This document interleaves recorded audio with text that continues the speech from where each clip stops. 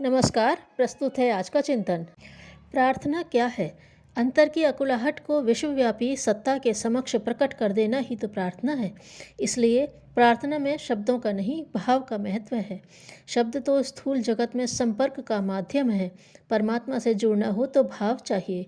समर्पण भाव इसका सबसे उपयुक्त तरीका है। ऐसा होते ही भक्त और भगवान एक हो जाते हैं।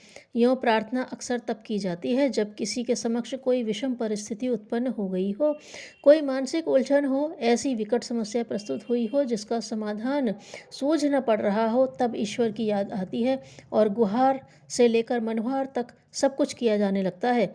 पर प्रभु यीशु कहा करते थे कि यह तो प्रार्थना का बहुत ही निम्न स्तरीय रूप है। वास्तव में मनुष्य का संपूर्ण जीवन ही प्रार्थनामय होना चाहिए। उसमें कुछ मांगना नहीं पड़ता, वरन जीवन को परमात्मा का परम प्रसाद समझना पड़ता है और आशा करनी पड़ती है कि हमारे कष्ट कठिनाइयों में भी उसका मंगल विधान है। परमपिता किसी को पीड़ा क्यों देंगे? वे तो सबका कल्याण ही चाहते हैं। जो कुछ दुख दर्द हम भोग रहे हैं वह हमारी अपनी सृष्टि है। उसे सहने और स्वीकारने में अनख कैसा? यह ऐसा जीवन दर्शन है कि यदि इसे हर कोई समझ सका होता तो यह दुनिया कराल काल की क्रीड़ा स्थली नहीं, करुणा का सागर प्रतीत होती, जिसमें सर्वत्र सरसता और सहजता भासती एवं आनंद की हिलोरें उठती दिखती। मुसीबतों और उलझनों का अस्तित्व तो यहाँ होता पर उसकी अनुभूति कष्टकर नहीं लगती। उसमें उन्हें सहर्ष झेल लिया जाता। फलतः सबके मुखमंडल कमल पुष्प की तरह खिले होते और जीवन नरक नहीं स्वर्ग समान प्रतीत होता। इस दशा में प्रार्थना की उपयोगिता भी लगभग समाप्त हो जाती, किंतु ऐसा कहाँ हो पाता है। पीड़ा में मनुष्य बालकोचित व्यवहार करने लगता है। उसे घटाने मिटाने के लिए परमपिता के समक्ष मचलता और आग्रह अनुरोध करता है। कदाचित वह इसे समझ नहीं पाता कि विघ्न बाधाएं मनुष्य को मजबूत बनाती हैं। वह परमात्मा की नहीं, प्रारब्ध और परिस्थितियों की उपज है। इसलिए यहाँ प्रार्थना की नहीं, सहिष्णुता की आवश्यकता है। ध्वनि की प्रतिध्वनि और क्रिया के प्रतिक्रिया की तरह यदि हमारे ही कर्म हम पर प्रारब्ध भोग की तरह लदते हैं तो उनमें गिड़गिड़ाने घिघियाने वाली भिक्षुक मनोवृत्ति न अपनाकर साहसियों जैसा व्यवहार करना चाहिए और उन्हें सह लेने की हिम्मत जुटानी चाहिए। किसी के आगे हाथ फैलाना यह प्रार्थना नहीं, दीनता है।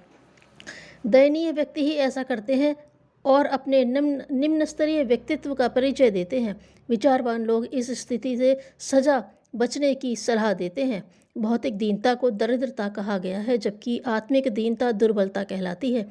ये दोनों ही स्थितियां ठीक नहीं। दरिद्र व्यक्ति श्रम पुरुषार्थ से बचना चाहता है और धन की याचना करता फिरता है।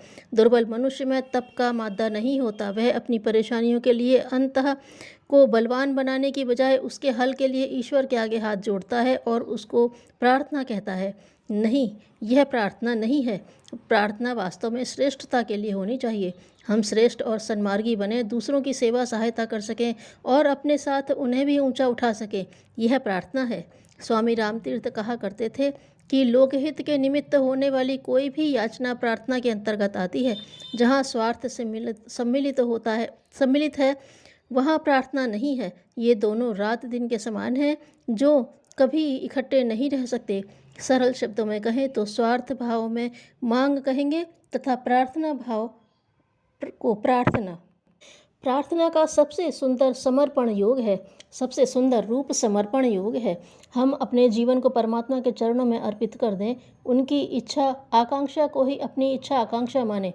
भौतिक जीवन में आगे बढ़ने के लिए प्रयास पुरुषार्थ तो करें, पर उसमें मिलने वाली सफलता असफलता को ईश्वरीय इच्छा मानकर चलें। मान अपमान में, हानि लाभ में तटस्थ रहें, उसमें विचलित न हो। यह मानकर चलें कि यह परीक्षा की घड़ी है।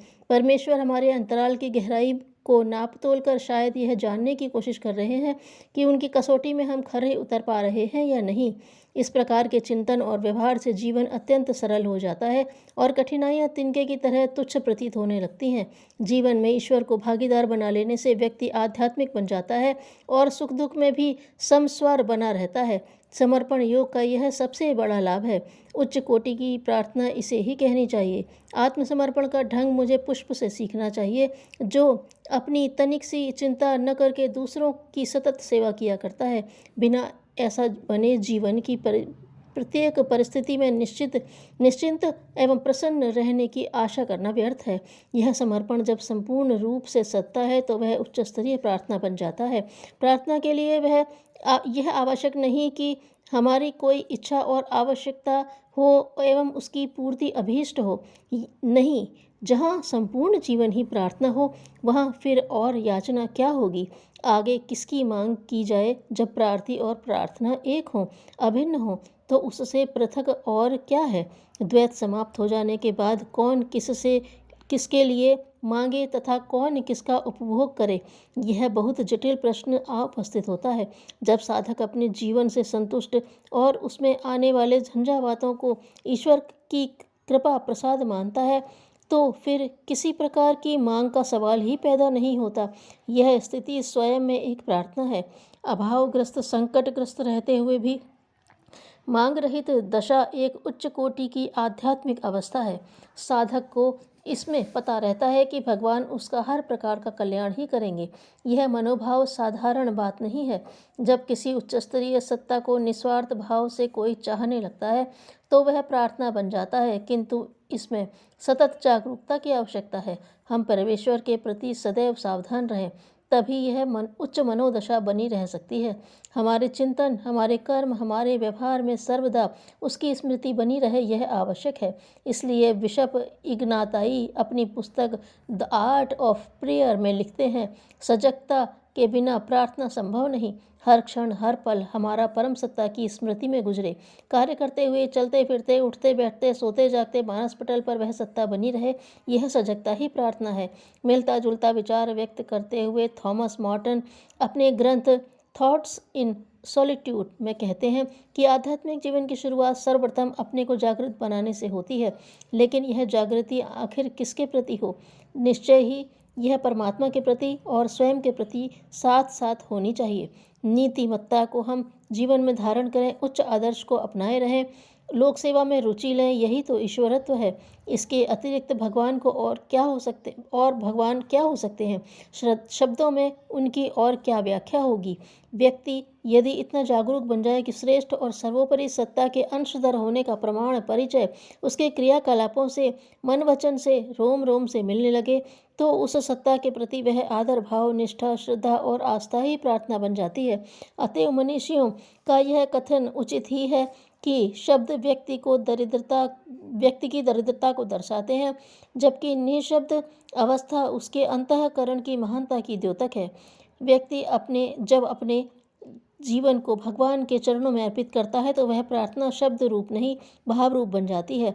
जिन ऋषियों ने प्रार्थना की यह विधि व्यवस्था बनाई होगी, वह मानवीय जीवन दर्शन के कितने बड़े अध्येता होंगे, इसे सहज ही समझा जा सकता है। जिसके मन में लोकमंगल की उमंग है, आत्मबल का अनुदान उसी को मिलता है। धन्यवाद।